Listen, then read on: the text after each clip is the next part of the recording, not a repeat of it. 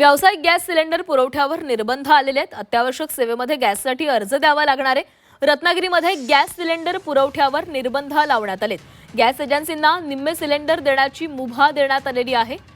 तर रत्नागिरीमध्ये ही महत्त्वाची घडामोड घडलेली आहे। व्यावसायिक गॅस सिलेंडर पुरवठ्यावर निर्बंध आणण्यात आलेत। अत्यावश्यक सेवेमध्ये गॅससाठी अर्ज द्यावा लागणार आहे। रत्नागिरीत गॅस सिलेंडर पुरवठ्यावर हा निर्बंध लावण्यात आलेला आहे। गॅस एजन्सींना निम्मे सिलेंडर देण्याची मुभा देण्यात आली आहे।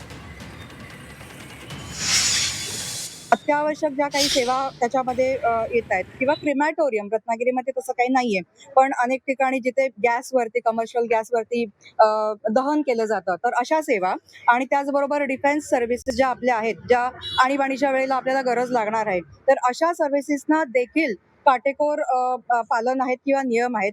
त्या संस्थांनी आता मेन्शन केलेल्या सगळ्यांनीच आपल्याला एक लेटर देणं त्यांच्या लेटर हेडवरती आणि जो कोणी हेड आहे त्याच्या सही शिक्क्यानिशी देणं अपेक्षित आहे।